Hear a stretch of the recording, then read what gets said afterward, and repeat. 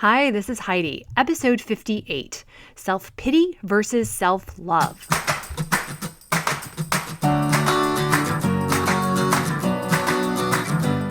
Life isn't a spectator sport. Success comes to those who show up every day with a pocket full of courage, grit, and a little sparkle. I'm glad you're here.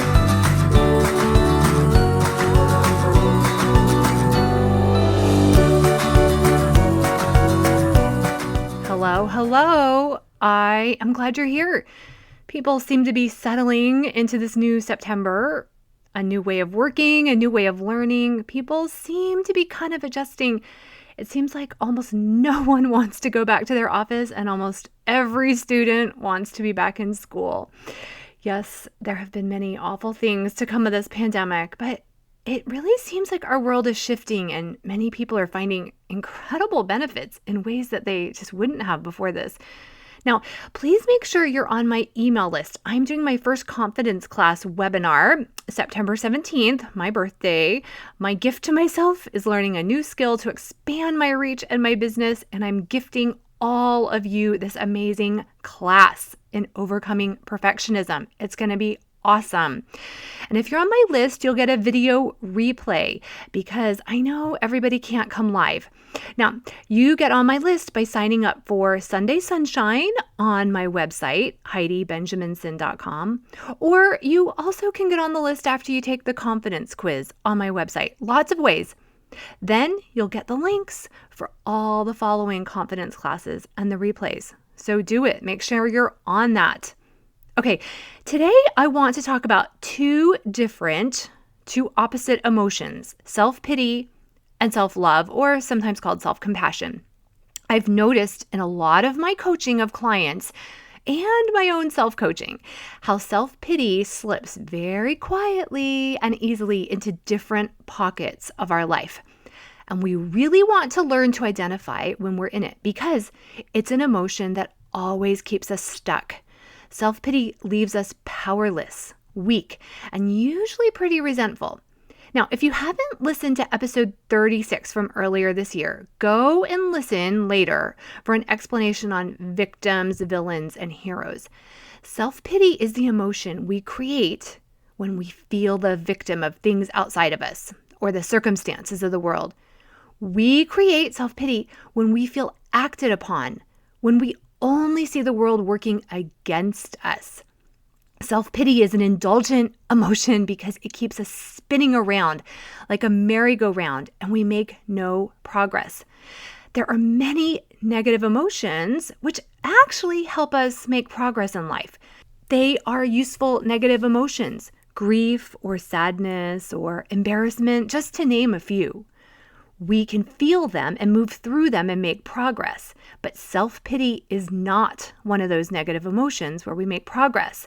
So this is one of the biggest reasons we want to recognize when we're in self-pity so we can climb out of it and take back our power. It's really no fun to stay stuck in life. Now, even before COVID, many people lived in a constant state of self-pity, and it's only been compounded this year. Do any of these thoughts feel very true and real to you? Do you say them to yourself or others frequently? My life is really hard. I don't have the advantages other people have. If only I had been given this or that earlier in life. No one understands how hard my children are. I am not enough. I don't have enough. My husband isn't helpful around the house or doesn't support me. My boss never promotes me or criticizes me in front of others. I'm always the one that picks the short straw. Okay, do you see how all of these thoughts are laced with everyone else has it easier than me and my life is just harder than other people's lives? Now, here's the thing. Most of us don't hang out 100% in self-pity, but it's important to notice when we're kind of visiting that land and then pivot ourselves out of it and into the land of self-love. And it requires some work, because our brains like pity and they go there sometimes on default. But love requires more brain energy to identify and be aware of where we can be responsible, where our power lies, and to recognize the positive. Because remember, our brains on default find the negative, because remember, they want to conserve energy. It takes brain energy and power to recognize the positive. Okay, you're going to realize you're visiting self-pity when you feel many signature emotions of self-pity. So I'm going to walk you through them. And for each, I'm going to show you some examples of self-pity and also some examples of self-love, since honestly, we all learn best with examples. Okay, many years ago when my children were very young, my husband would travel sometimes every other weekend or so and he'd be gone the entire weekend, Friday through Monday. My oldest boys were just 18 months apart, and then our daughter came 3 years later. I can think of all those long weekends when I could sometimes feel myself slip into self-pity. I have to do this all alone. These weekends are so long, and so forth. Now, luckily, I moved out of it quickly, but notice how self-pity is the feeling of resentment. I have to do these things, and no one else looks out for my needs. Whereas self-love feels like curiosity and choosing to do things. So resentment is going to be that first signature emotion you're going to look for and try to pivot to curiosity. Y'all, there is so little we have to do. We don't have to make dinner or even bathe or clothe our kids. Really, lots of people don't do it. We don't have to do laundry. Obligation feels so heavy. So just changing our thoughts to I choose to moves us to commitment and determination. I would tell myself over and over on those long weekends, we chose to have our children close together. I am so lucky and blessed my husband works so hard for our family. And I luckily had personal experience working and traveling before I had children, so I knew it actually wasn't fun. I found ways to take care of my own mental health and physical health needs. Over the weekends, I made play dates where I could see my friends too. Self-love made me want to make those weekends enjoyable and fun, which required curiosity.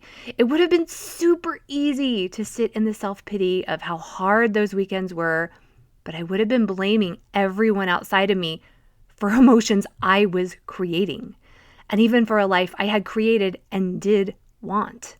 If I stayed in self-pity, I was not fun for my husband to come home to. When I spent most of the weekends more in self-love and curiosity, I was still tired, even just curious as to see how I could make that weekend go fast and maybe enjoyable.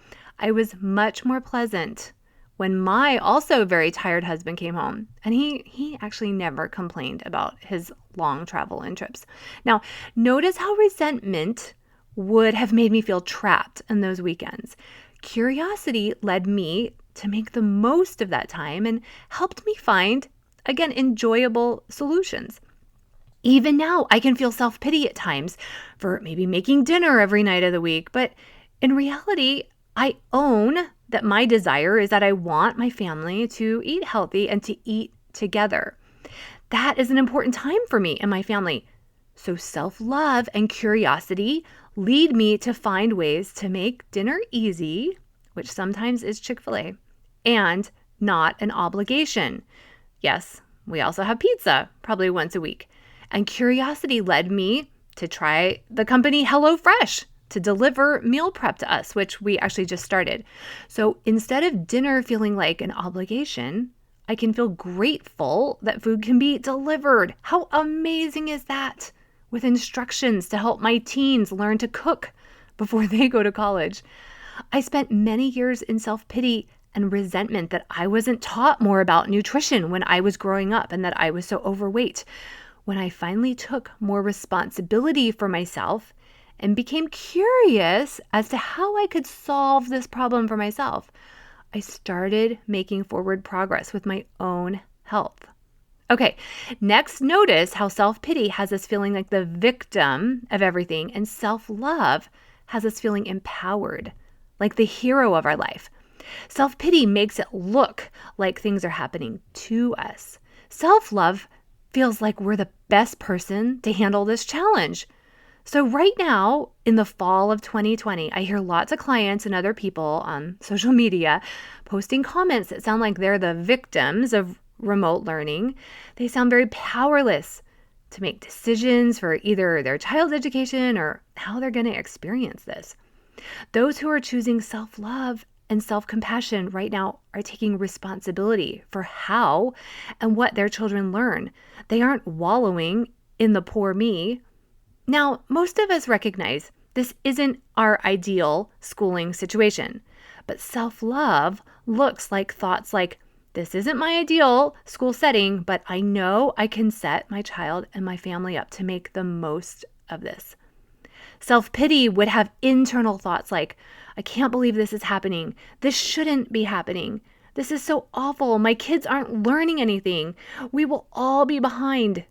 Self-love, on the other hand, sounds like, I can do this. Let me make the most of this situation. Thank heavens I have the internet with so much education literally at my fingertips and my children's fingertips. Let's get creative. That is self-love. Self-love is always asking, who do I want to be in this situation? Okay, next, self-pity feels like resistance and it feels very closed up. Self-love, on the other hand, feels very open. It feels like acceptance. Self-pity creates resistance by saying, I don't want this. This shouldn't have happened. The resistance is created by denying all of the circumstances going on around you. I love how Byron Katie says, when we fight with reality, we lose only 100% of the time. It's true, right? Self-love is us admitting the truth about our lives, about our choices, which have created what we have right now. Self-love is an openness to experiencing all of the good and the bad emotions. I have a friend who was laid off from her job of 2 decades just this summer. She's been on a roller coaster of emotions, and she told me how she has been really just leaning into feeling all of it, the insecurity, and also the enjoyment of more time with her family in this unique time. She decided not to fight a single part of it. Now, she still has some anxiety about the future, but she isn't resisting her reality. And by doing that, she's loving herself and really opening herself up to future possibilities.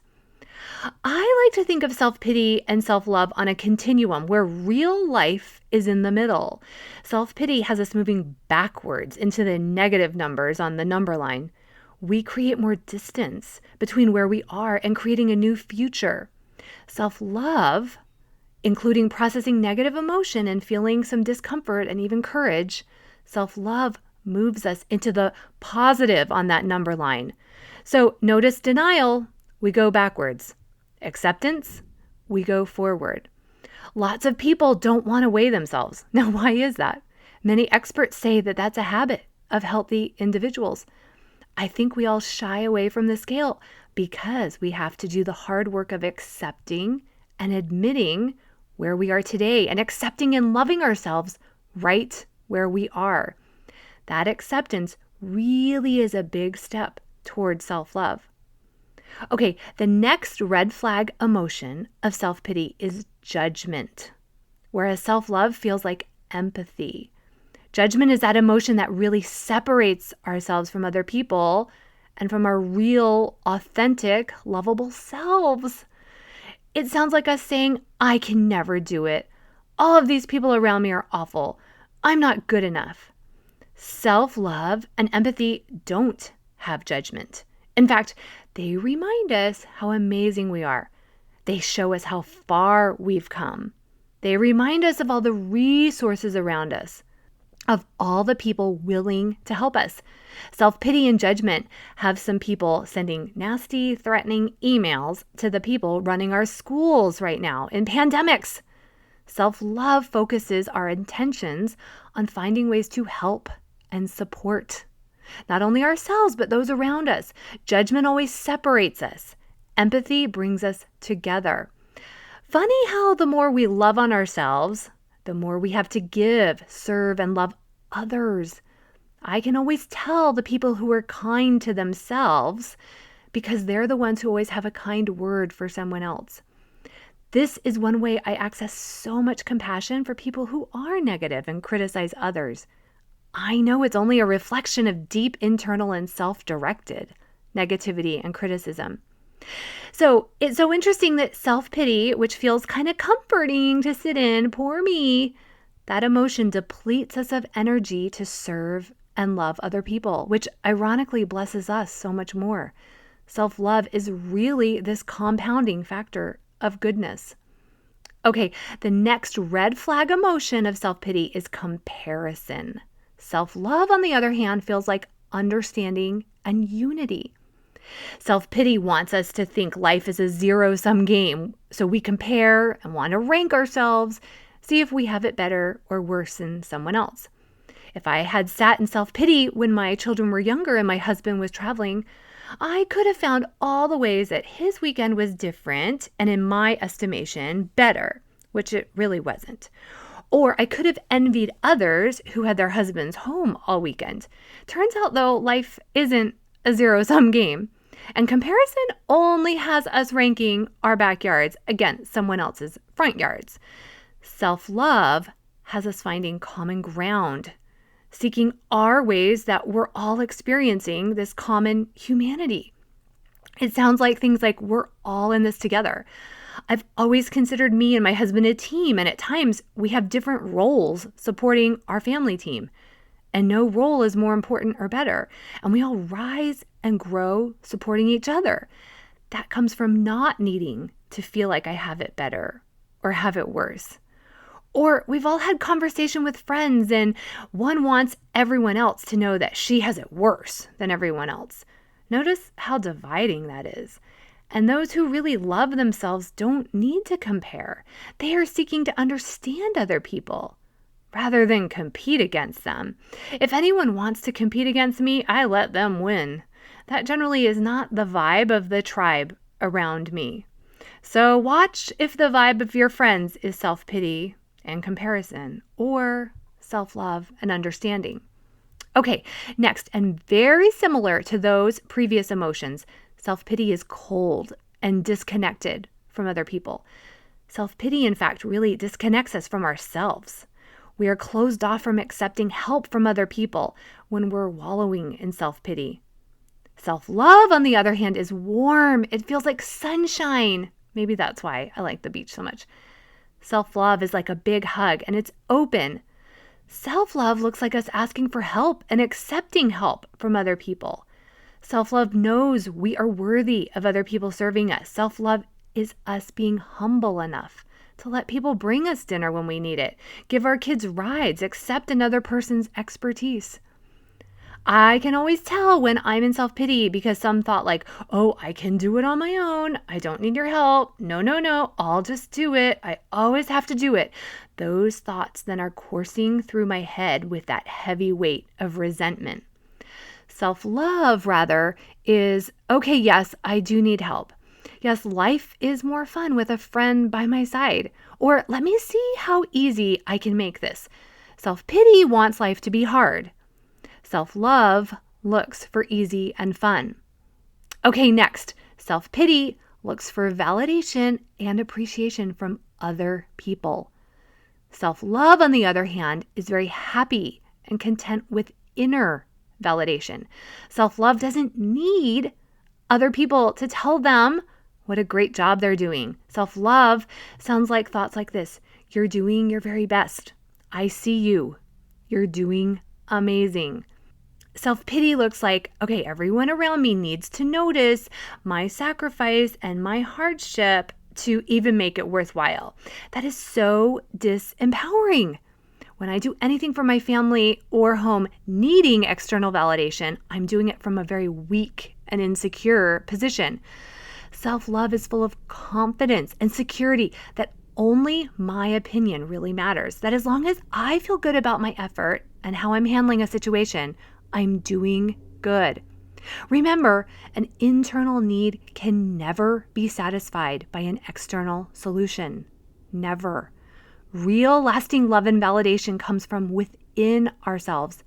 That's why we always want to daily remind ourselves, I am enough. I am amazing. I am worthy. I am doing a great job. It's enough to see that and know that. Okay, lastly, self-pity looks for excuses not to do things, and self-love looks for reasons to do things. Self-pity loves those excuses so we don't have to do the work or feel the uncomfortableness of change, of vulnerability. Self-pity likes to say, I can't do that. Self-pity loves excuses of confusion or frustration. Oh, it's all so indulgent. Self-love knows we are worth asking for help if we want to change. Self-love knows we can figure anything out. Self-love looks for solutions. And my heavens, today anything can be Googled. Everyone is an expert in at least one thing. There are solutions everywhere if we just point our brains to them. Self-pity right now will look for all the excuses that COVID and remote learning and mask wearing will be hard and awful, but self-love will look for solutions to make this the best year, no matter what. Self-love won't be confused. It knows we can do so much more than we're even aware of. Self-love isn't afraid to grow and change and improve. And y'all, I really do believe that. We can choose to believe right now. This could be our season to set our life on a new course. Self-pity isn't going to think that. Only self-love will start finding reasons why that is true. Okay, that is it for today. Please continue to rate, review, and share this podcast. Have you been listening and you know these tools can help you? What are you waiting for? I promise you self-love feels so much better than self-pity. Sign up for a free consult call at HeidiBenjaminson.com. Do it now and model this for your children. Learn to manage your emotions now. Let them see you learning and growing just as they are. You've always hired coaches for them. Now it's time for you to have a coach. And I'd be honored to be yours. Have a great week.